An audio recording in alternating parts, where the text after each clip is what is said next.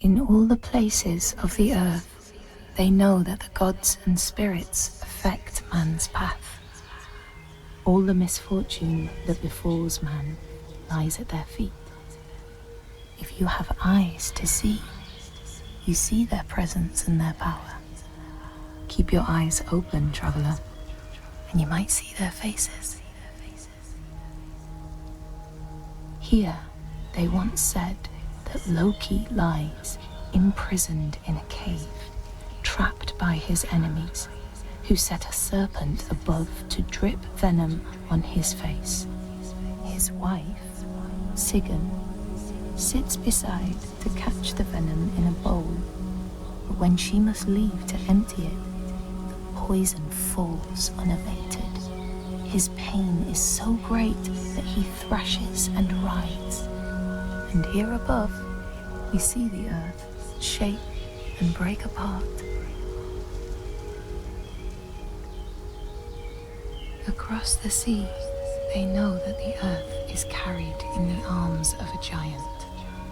When he is vexed or injured, he may not carry his burden so gently, and the world will feel his anger and pain. In a land far away, they say the winds are trapped inside the earth. They try always to make their escape, and they buffet and beat on the walls of their prison, causing the earth to quiver.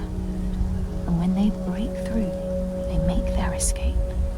They explode out in fury.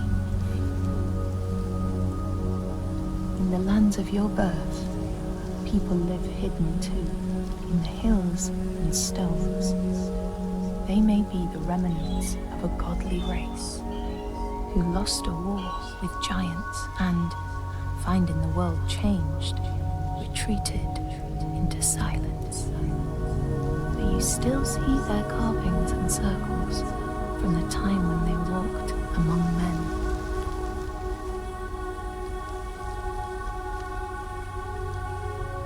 Here, they know that if times are harsh, you may ask of the hidden folk to share their bounty. And if you are strong and wise and good, they may hear your plea and send you aid. But if you are not, or if you do not respect the strictures they lay down, you might have your strife doubled.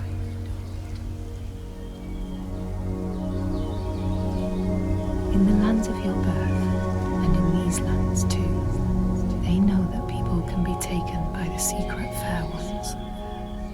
If you are not careful and do not keep to the pathways, you may find yourself among them.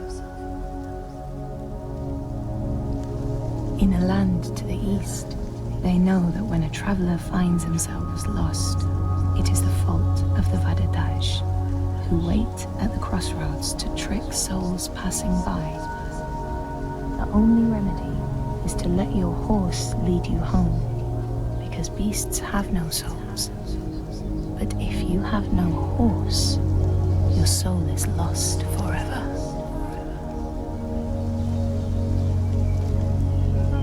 In this place, they know that sometimes the hidden folk will take their children and leave another in their place.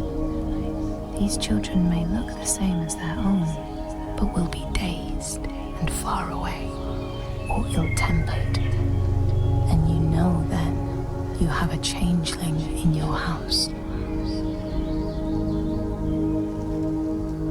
In this land, when people cannot raise their children, they will leave them in a sacred place for the hidden folk to take and care for.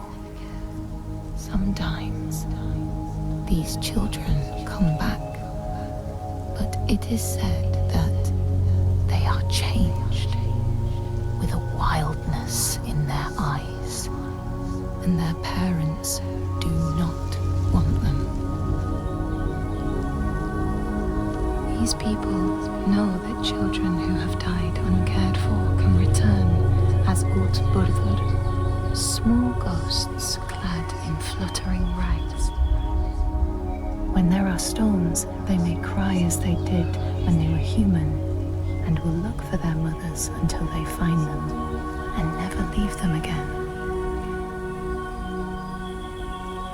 In this land, you may catch sight of the Landdisir, the spirits who embody the sacred places, the rivers and rocks. Do you see the Lady of the Mountain, the Fjallakonan, who bathes in the waterfall and lets the drops fall on her shoulder?